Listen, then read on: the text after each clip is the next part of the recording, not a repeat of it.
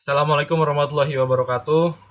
Izin memperkenalkan diri, nama Taruna Madya Muhammad Nabil Zanafis, Prodi TMP 2B NIT 2430321. Mohon izin Pak, izin rekan-rekan. Pada kesempatan ini saya akan menyampaikan materi mengenai pengertian dan filosofi pengujian sarana perkeretaapian.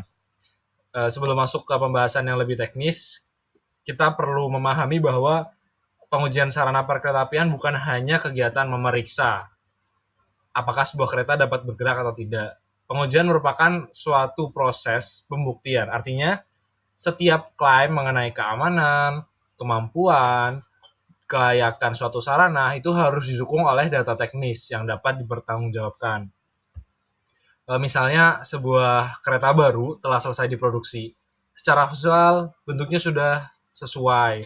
Mesin dapat dihidupkan, lampunya menyala, pintunya dapat dibuka, dan kereta dapat bergerak. Namun, apakah itu sudah cukup untuk menyatakan kereta tersebut layak membawa penumpang? Tentu belum. Kita masih harus membuktikan kemampuan sistem pengereman, kestabilan kendaraan, kekuatan struktur, fungsi pintu, sistem kelistrikan, dan masih banyak lagi hal yang perlu dipertanggungjawabkan kelayakannya. Nah, melalui materi ini, saya pribadi akan membahas apa yang dimaksud dengan pengujian, apa dasar filosofinya, apa tujuan pengujiannya, serta bagaimana hasil pengujian itu digunakan sebagai dasar sertifikasi dan pengoperasian sarana. Baik, kita masuk ke bagian pendahuluan. Jadi, sarana perkeretaapian ini yang seperti kita ketahui merupakan salah satu komponen utama dalam sistem transportasi kereta api. Sarana inilah yang secara langsung digunakan untuk mengangkut penumpang ataupun barang. Sarana tersebut dapat berupa lokomotif, kereta, gerbong, ataupun hal-hal lainnya. Nah, namun karakteristik kereta api ini berbeda dengan kendaraan jalan raya. Seperti ada di 3 poin utama yang saya jelaskan ini, kereta api itu memiliki massa yang besar, dapat bergerak dengan kecepatan tinggi, membawa penumpang dalam jumlah yang banyak, dan juga berinteraksi secara terus-menerus dengan jalur rel. Kereta juga tidak dapat berpindah jalur secara bebas seperti kendaraan di jalan raya. Arah geraknya sepenuhnya bergantung pada rel dan juga wesel, geometri jalan rel, dan juga sistem pengendalian perjalanan. Nah, karena itu apabila terjadi gangguan pada satu bagian, dampaknya itu dapat mempengaruhi keseluruhan operasi. Misalnya gangguan pada roda. Itu tidak hanya menurunkan kenyamanan, tapi juga dapat mempengaruhi kestabilan kendaraan. Gangguan pada sistem pengereman juga tidak hanya menyebabkan keterlambatan, tapi juga dapat berkembang menjadi risiko kecelakaan. Coba kita bayangkan sebuah kereta sedang berjalan dengan kecepatan tinggi dan membawa ratusan penumpang. Dalam kondisi tersebut, kereta tidak dapat berhenti secara mendadak, seperti sepeda motor atau mobil. Kereta itu membutuhkan jarak pengereman yang jauh lebih panjang. Oleh karena itu, sistem pengereman itu harus benar-benar diuji, bukan hanya diasumsikan bekerja. Nah, selain keselamatan, sarana juga harus memenuhi empat aspek yang ada di sini, yaitu aspek keamanan, keandalan, kenyamanan, dan juga kelayakan operasi. Misalnya di kenyamanan ini berkaitan dengan bisa getaran atau kebisingan, suhu kabin, atau kondisi suspensi. Nah,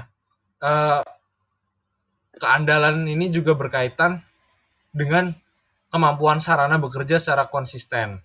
Sementara untuk kelayakan, itu menunjukkan bahwa sarana telah memenuhi ketentuan teknis untuk digunakan dalam pelayanan. Jadi, proses desain dan manufaktur saja belum cukup. Desain hanya menjelaskan bagaimana sarana itu seharusnya dibuat. Manufaktur itu menghasilkan bentuk fisiknya, akan tetapi pengujianlah yang membuktikan apakah hasil akhirnya benar-benar memenuhi persyaratan. Nah, setelah memahami latar belakangnya tadi, sekarang kita akan masuk ke pengertian pengujian sarana perkeretaapian. Jadi, secara gamblang ya, pengujian itu merupakan serangkaian kegiatan yang mencakup pemeriksaan, pengukuran, pengujian fungsi, dan evaluasi teknis terhadap komponen maupun sistem sarana. Nah, di dalam definisi tersebut terdapat beberapa kegiatan yang perlu dibedakan. Pertama, adalah pemeriksaan.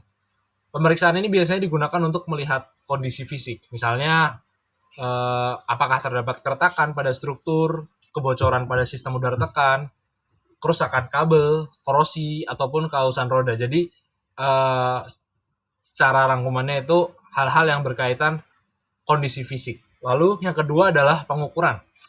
Pengukuran itu menghasilkan nilai kuantitatif. Jadi contohnya adalah mengukur diameter roda, ketebalan flange, tekanan sistem rem, ataupun hal-hal yang bersifat kuantitatif.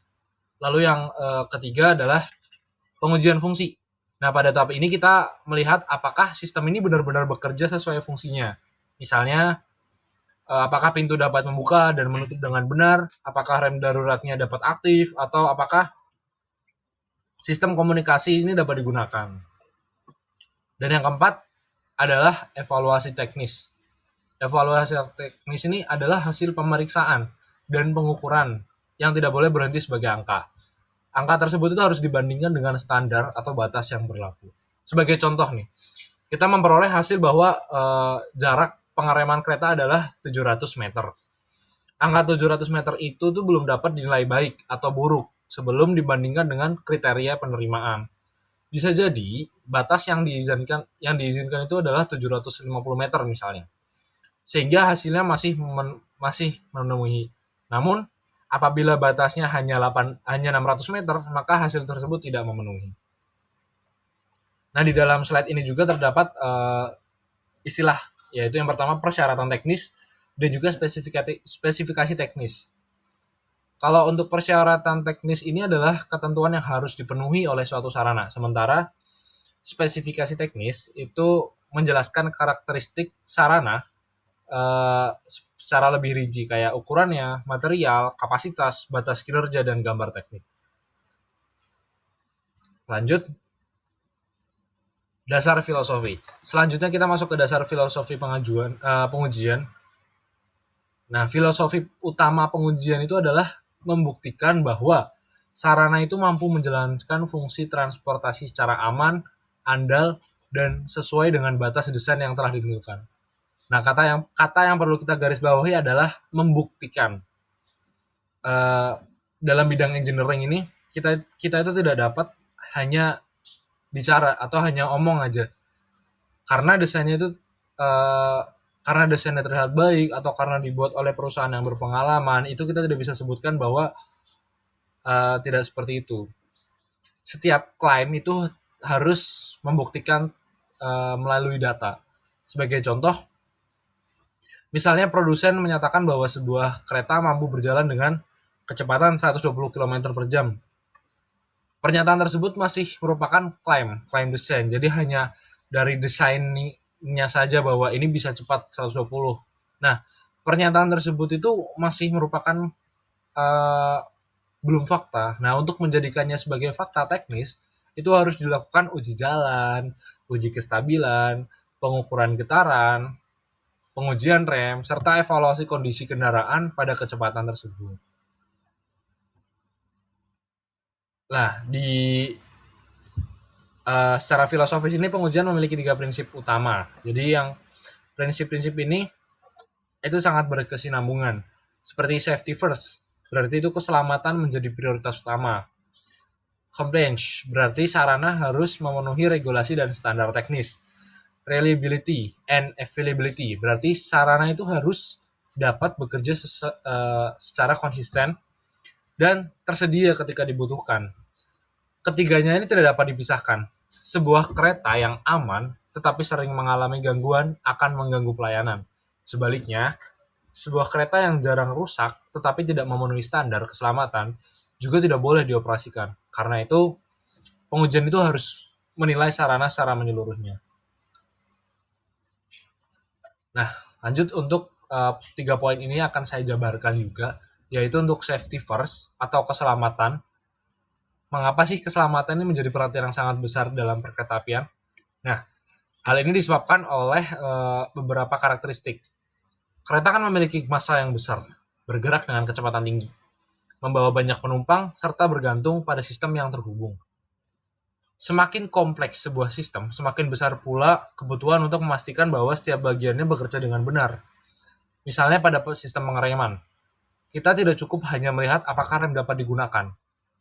Ada beberapa parameter yang harus diuji seperti kemampuan pengereman daruratnya, jarak pengeremannya, respon waktu, ataupun tekanan sistem rem.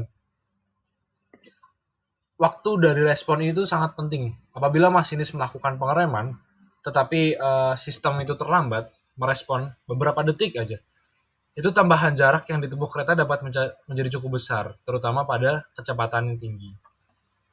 Lalu di struktur kendaraan, struktur yang di kendaraan ini yang diuji adalah kekuatan rangka, ketahanan terhadap beban, integritas sambungan. Jadi sambungan las yang terlihat kecil itu dapat menjadi titik lemah ketika menerima beban berulang selama bertahun-tahun. Lalu pada sistem bogi, engineer itu harus memperhatikan stabilitas kendaraan, kondisi suspensi, interaksi roda dan rel, serta resiko anjlokan. Jadi prinsipnya itu tidak ada operasi sebelum keselamatan dapat dibuktikan. Bukan sekedar slogan. Prinsip tersebut berarti bahwa setiap fungsi keselamatan itu harus memiliki bukti pengujian. Nah, ini dia. Reliability dan availability. Seringkali itu kita menganggap suatu sarana itu sudah baik apabila dapat berjalan. Padahal dalam operasi perkeretaapian itu, pertanyaannya bukan hanya apakah kereta dapat berjalan hari ini. Pertanyaan yang lebih penting itu adalah apakah kereta tersebut mampu bekerja secara konsisten dalam jangka panjang. Reliability atau keandalan ini menunjukkan kemampuan sarana menjalankan fungsinya tanpa mengalami kegagalan dalam periode tertentu. Nah, sedangkan untuk availability itu menunjukkan seberapa sering sarana tersebut siap digunakan dalam operasi. Keduanya itu sangat sekali berkaitan, tetapi tidak sepenuhnya sama. Misalnya, terdapat sebuah lokomotif yang jarang mengalami gangguan. Namun, ketika mengalami kerusakan, waktu perbaikannya sangat lama karena suku cadangnya sulit untuk diperoleh. Lokomotif tersebut mungkin memang reliability yang cukup baik, tetapi availability-nya yang dapat rendah. Sebaliknya, terdapat sarana yang cukup sering mengalami gangguan kecil misalnya, tapi dapat segera diperbaiki.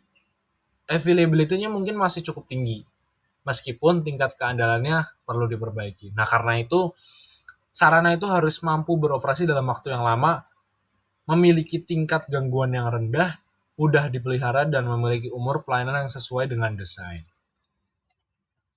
Kita lanjut, berikutnya kita akan membahas tujuan pengujian dari sisi keselamatan. Secara umum ini pengujian dilakukan untuk memastikan bahwa sarana tidak membahayakan penumpang, tidak menyebabkan gangguan serius dalam operasi, dan tidak menimbulkan resiko kecelakaan yang tidak dapat diterima. Jadi dari sekian banyak, tujuan pertamanya adalah melindungi penumpang. Penumpang mungkin tidak memahami bagaimana sistem rem, bogi, suspensi, dan lain-lain. Mereka mempercayakan keselamatannya itu kepada operator dan sistem perkeretaapian. Karena itu, sarana itu harus dipastikan aman sebelum digunakan untuk pelayanan. Lalu tujuan kedua ini adalah tidak menyebabkan gangguan operasi. Jadi menjaga keselamatan dan kelancaran operasi. Lalu yang ketiga tujuannya adalah tidak menimbulkan resiko kecelakaan. Seperti tadi sebagai contoh misalnya, pintu penumpang yang tidak terkunci dengan benar dapat terlihat sebagai gangguan yang sederhana kan. Namun ketika kereta itu berjalan, kondisi tersebut itu sangat membahayakan penumpang. Karena itu sistem pintu biasanya tidak hanya diuji apakah dapat membuka dan menutup, tapi juga apakah terdapat interlock yang mencegah kereta berjalan ketika pintu belum aman. Lalu lanjut, setelah memahami tujuan keselamatan, sekarang kita melihat hubungan antara desain, produksi, pengujian, evaluasi, serta sertifikasi. Tahap pertama itu desain. Di tahap ini tuh ditentukan spesifikasi teknis, kemampuan sarana, jenis material, kapasitas beban, kecepatan, dimensi, dan lain-lainnya. Lalu untuk tahap kedua itu produksi atau manufaktur. Nah, pada tahap ini, desain yang tadi yang sudah dirancang itu diwujudkan menjadi produk nyata. Namun, terdapat kemungkinan muncul perbedaan antara desain dan hasil produksi. Misalnya ukuran komponen yang tidak tepat atau material yang digunakan tidak sesuai, sambungannya tidak sempurna, atau proses pemasangannya mengalami penyimpangan. Nah, karena itu dilakukan yang namanya pengujian. Contoh yang ada di dalam materi adalah desain bogi yang menentukan kemampuan menerima bebannya itu 18 ton per gandar. Angka 18 ton per gandar itu tidak boleh hanya tertulis dalam dokumen desain. Kemampuan tersebut tuh harus dibuktikan. Nah, lalu habis itu engineer itu perlu menilai struktur bogi, material, sambungan, dan lain-lain. Setelah itu hasil pengujiannya dibandingkan dengan batas yang ditentukan. Nah, apabila hasilnya memenuhi, proses dapat berlanjut pada evaluasi dan sertifikasi. Nah, kita akan membahas terkait verification dan validation. Kedua istilah ini emang sering digunakan bersama, tetapi sebenarnya menjawab pertanyaan yang berbeda loh. Verification itu menjawab pertanyaan, apakah produk ini dibuat sesuai desain sih? Fokusnya dari poin verification ini adalah membandingkan hasil manufaktur dengan spesifikasi yang telah ditentukan. Misalnya, apakah dimensi bogi sesuai gambar teknik, apakah materialnya sesuai, apakah posisi komponen benar, dan masih banyak lagi. Sementara untuk validation itu menjawab pertanyaan, apakah produk tersebut mampu menjalankan fungsi sesuai kebutuhan operasi. Misalnya, desain menyatakan bahwa kereta mampu berjalan dengan kecepatan maksimum 120 km per jam. Kita tuh dapat memverifikasi bahwa mesin, bogi, dan rem itu dipasang memang sesuai dengan desain. Namun, hal tersebut tuh belum otomatis membuktikan bahwa kereta dapat berjalan dengan aman pada kecepatan 120 km per jam. Kemampuannya itu tuh perlu divalidasi melalui uji jalan, uji stabilitas, dan uji performa.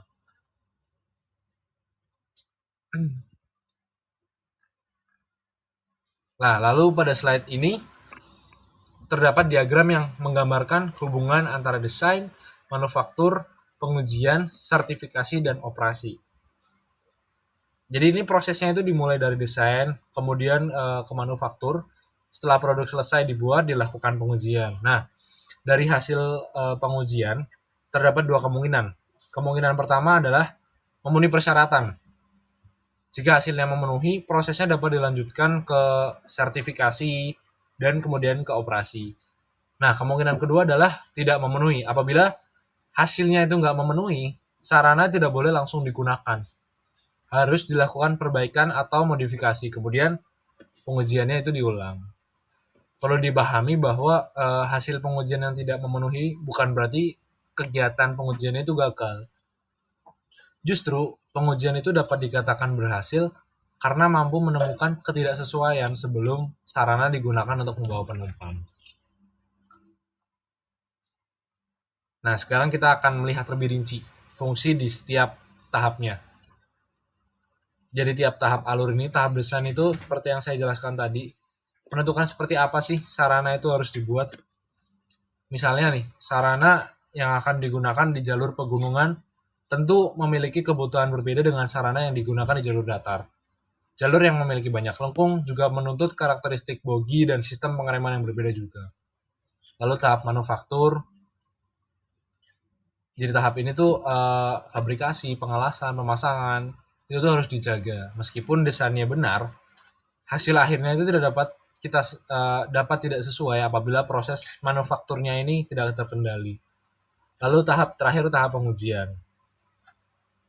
Nah, di slide ini itu terdapat pertanyaan, tahap mana yang paling rawan menghasilkan gap antara desain dan realisasi?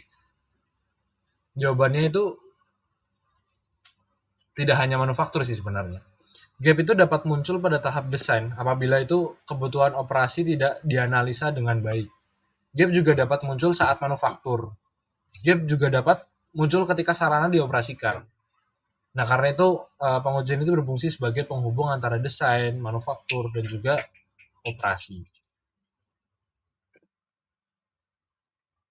Setelah pengujiannya selesai, hasilnya harus diterjemahkan menjadi keputusan. Kalau memenuhi standar itu berarti sarana dapat digunakan dalam operasi. Kalaupun tidak memenuhi standar, itu harus diperbaikan atau dimodifikasi, lalu dilakukan pengujian ulang sampai memenuhi.